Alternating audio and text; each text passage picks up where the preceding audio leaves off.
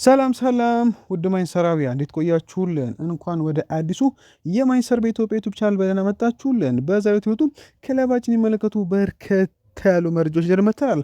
አብራችሁን ቆዩ። ውድ ቤተሰቦች እንደተለመደው ለቻናሉ አዲስ ከሆናችሁ በቅድሚያ ቻናሉን ሰብስክራይብ በማድረግ ቤተሰብ ሁኑን። አሁን ሁለቱ መረጃዎች አለፍን።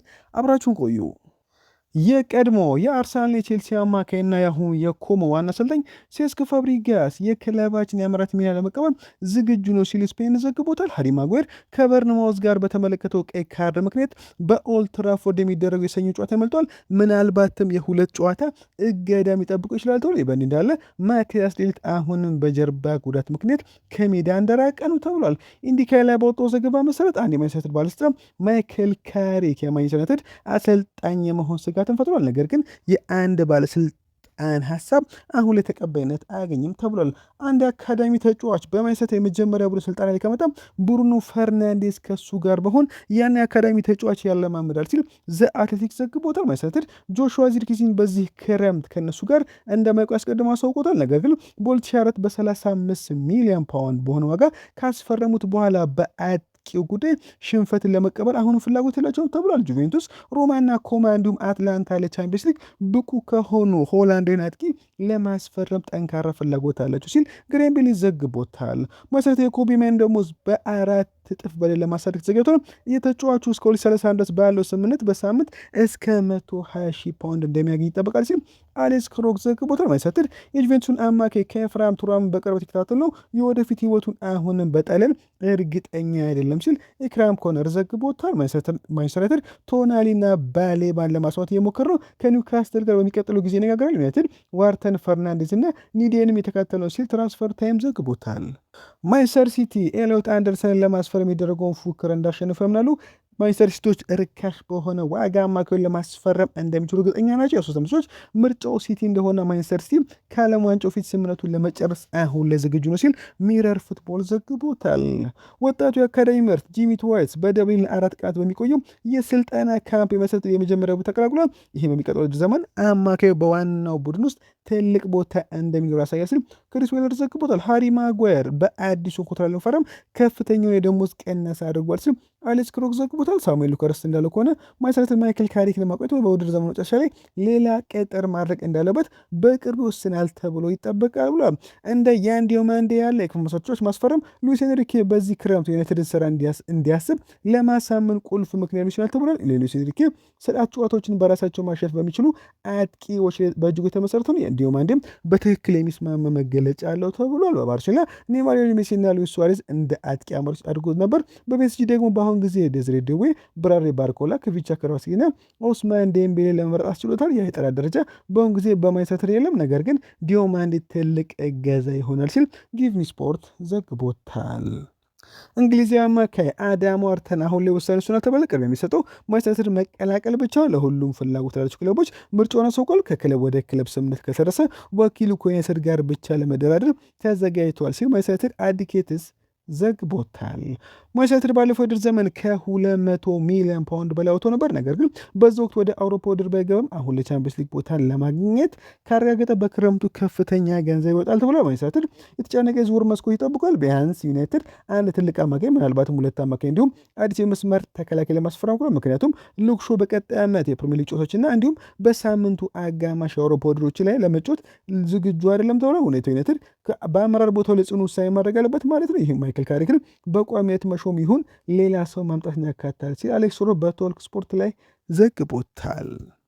ማንቸስተር ዩናይትድ የስቱትጋርቱን አማካይ አንጄሎ ስቲለር ለማስፈረም ፉክክር ላይ ይገኛል። የቡንደስሊጋው ክለብ ከአማካዩ እስከ 65 ሚሊዮን ዩሮ ለሚጠይቁናል። ዩናይትድ አሁን ላይ ስቲለርን ለማስፈረም ዝግጁ ነው ሲል ኢክራም ኮነር ዘግቦታል። ማንቸስተር ዩናይትድ በዚህ ክረምት ለመሃል ሜዳ መልሶ ግንባታ የተዘጋጁ ነው። ማንሎ ጋር ሊለቅ ይችላል። እስከ 35 ሚሊዮን ፓውንድ ሊያገኙ ይችላል ተብሏል። ጁቬንቱስ፣ ኒውካስትል፣ አስቶን ቪላ ፍላጎት አላቸው። እናም ካዜሚሮ ሊለቅ ይችላል ተብሎ ይጠበቃል። ክለቡ በአካላዊ ብቃት በፈጠራና በማጥቃት ላይ ሚዛን መጠበቅ የሚችሉ ሁለት አዳዲስ የመሃል ሜዳ ተጫዋቾችን ለማስፈረም አቅሏል። ኮቢ ማይኖ ወደፊቱ የማይነካ ተጫዋች ተደርጎ ይታያል። አዲሱን ለመፈረም ተቃርቧል። ሌሎች ኢላማዎች የቡድኑ ፈርናንዴዝ ተተኪዎች ይታያሉ። ማቲያስ ፈርናንዴዝ ይፈልጋል። ምንም እንኳን በማንቸስተር ሲቲ ፍላጎት ምክንያት ከፍተኛ ቅድሚያ የሚሰጠው ኤሊዮት አንደርሰን እና እንዲሁም አማዱ ኦናንም በማንቸስተር የተፈለጉ ነው ሲል ስካይ ስፖርት ዘግቦታል። ማንቸስተር ዩናይትድ ቁልፍ ቦታ ላይ ሁለት ፈራሚዎችን ማምጣት ይችላል ሲል ፋብሪዚዮ ሮማኖ ተናገሩ። ማንቸስተር ዩናይትድ አሁን ቢያንስ አንድ የመሃል ሜዳ ፈራሚ ለማግኘት እየጠበቀው፣ ነገር ግን ምናልባትም ሁለት ፈራሚዎች በዚህ ክረምት በመሃል ሜዳ ሊገኝ ይችላል ተብሎ ማንቸስተር ዩናይትድ ካዜሚሮና ማኑኤል ኡጋርቴን በዚህ ክረምት መተካት ስለሚያስፈልጋቸው በቡድናቸው ውስጥ ሁለት ፈራሚ ለማግኘት ፍላጎት ያላቸው ይመስላል ተብሎ በቅርቡ ኡጋርቴ በዚህ ውድድር ዘመን መጨረሻ ከኦልድ ትራፎርድ ሊለቅ እንደሚችል ሪፖርት ወጥቶ ነበር። እናም ሮማኖ አሁን የተወላገውታል። ሮማኖ ሲናገር እንዲህ ይላል። ዩናይትድ የክረምት የዝውውር መስኮት የመሃል ሜዳ ተጫዋቾችን የመምረጥ ውሳኔ አንድ ብቻ ሲሆን ሁለት የመሃል ሜዳ ተጫዋቾችን ለማስፈረም አቅጣጫ እየያዘ ነው ብሏል። ዛሬ የሰጡት መረጃ ዩናይትድ ሁለት የመሃል ሜዳ ተጫዋቾችን ለማምጣት አቅዶ ካዜሚሮ የሚለቅበት አንዱ ምክንያት ሲሆን ዛሬ የሚሰጣቸው ሌላኛው መረጃ እንደሚያሳየው ማኑኤል ኡጋርቴም በክረምት የዝውውር መስኮት ዩናይትድን ይለቃል ብሏል። አንዳንድ እንቅስቃሴዎች ለማኑኤል ኡጋርቴ መፍትሄ ማግኘት ጀምሯል። ስለዚህ ካዜሚሮ ሲወጣ ዩናይትድ ምናልባት የቻምፒየንስ ሊግ እግር ኳስን ካገኘ ሁለት ተጨማሪ የመሃል ሜዳ ተጫዋች እንደሚፈልጉ መገመት ቻልክ። ስለዚህ የክለብ ውሳኔ አንድ የተረጋገጠ ነው። ነገር ግን ሁለተኛው ለማንቸስተር ዩናይትድ አዲስ ፈራሚ ለመሆን ዋስትና መስጠት ጀምራል። ስለዚህ እርግጠኛ ሆኜ 100% እናገራለሁ ብለዋል። አማድ ዲያሎ ለማንቸስተር ዩናይትድ ቦርድ ስለ ካሪክ ወደፊት ቆይታ ግልጽ መልእክት ላከ። የሚያሳየው ማስታወቂያ አማድ ዲያሎ ለጊዜው አሰልጣኝ ካሪክ ድጋፉን በይፋ ሰጥቶ የመልበሻ ክፍሉ ለቀድሞ የክለቡ ካፒቴን ቡድኑን በቋሚነት ለመምራት ትክክለኛው ሰው እንደሆነ እንደሚያምን ገልጿል። በጥር ወር ሩበን አሞሪም ከስራ መሰናበት በኋላ በጊዜያዊነት የመጣው ካሪክ በኦልድ ትራፎርድ አስደናቂ የሆነ ዳግም መነቃቃትን አሳይቷል። በእሱ መሪነት ዩናይትድ ችግር ውስጥ ከነበረው ቡድን ወደ እውነተኛ የቻምፒየንስ ሊግ ተወዳዳሪነት አምጥቶታል። በአሁኑ ጊዜ በፕሪሚየር ሊግ የደረጃ ሰንጠረዥ 3ኛ ላይ ይገኛል። አማድ ዲያሎ ስለ ካሪክ ሲናገር እንዲህ ይላል። እሱ ትክክለኛ ሰው ነው። የመጨረሻው ውሳኔ የቦርድ መሆን አምኖ አይቮሪ ኮስት ኢንተርናሽናል የግል አቋምን አወጥቶ የቡድን አጋሮችን ስሜት ገልጿል። በግልጽ እንደሚታየው እኛ አንድ ተጫዋች የወደፊት ህይወቱን የመወሰን መብት የለም፣ ነገር ግን እሱ በጣም ጥሩ አሰልጣኝ ነው ብሏል። ለቡድኑ ብዙ ነገር አድርጓል። ብዙ ልምድ አለው። ክለቡን ያውቃል። በቤቱ ውስጥ ቆይቷል። እሱ ትክክለኛው ሰው እንደሆነ እናስባለን። አሁን እያደረገ ባለው ነገር በጣም ደስተኞች ነው። ክለቡን ያውቃል። ለክለቡ ተጫውቷል። ይህንን ክለብ ለማስተዳደር ጥሩ ልምድ አለው። ከእያንዳንዱ ተጫዋች ጋር ያለው ግንኙነት በጣም ጥሩ ነው እና አንዳንድ ጊዜ ክለቡን ወደሚገባው ቦታ ለማምጣት እንደዚህ አይነት አሰራር ያስፈልጋል ብለዋል። ካሪክ የሰራው ስራ ተጫዋቾችን ጉጉት ያደርጋል። ካሪክ እንደ ጠባባቂ ቡድኑ ከተረከበ ጊዜ ጀምሮ በመጀመሪያዎቹ 10 ጨዋታዎች 7 ድሎችና 2 አቻ እንዲሁም 1 ሽንፈትን አስመዝግቧል።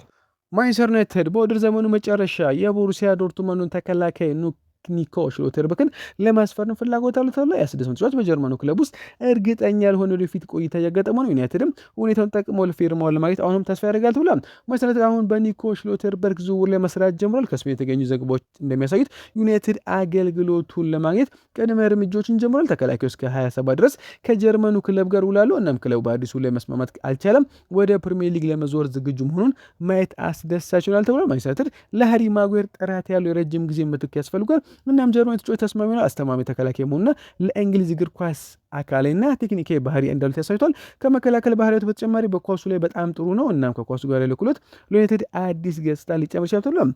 የሽሎተርበርግ ዝውውር ለሁሉም ወገኖች ተስማሚ ሊሆን ይችላል። የውል ሁኔታው ከግምት ውስጥ ገባት በክረምቱ በተመጣጣኝ ዋጋ ሊገኝ ይችላል። ወደ እንግሊዝ የመዘወር ዕድሉም ለተጫዋቹ አስደሳች ይሆናል ተብሎ ተጫዋቹ ባለፉት ጥቂት ወራት ውስጥ ከብዙ ክለቦች ጋር ተገናኝቶ ማንቸስተር ፊርማውን ለማግኘት ፉክክሩን ለማሸነፍ ከፈለጉ በፍጥነት እርምጃ መውሰድ ያለባቸው ተብሎ ያስደሰም ተጫዋች በዚህ ክረምት በገበያ ላይ ተወዳጅ ተጫዋች ሊሆን ይችላል።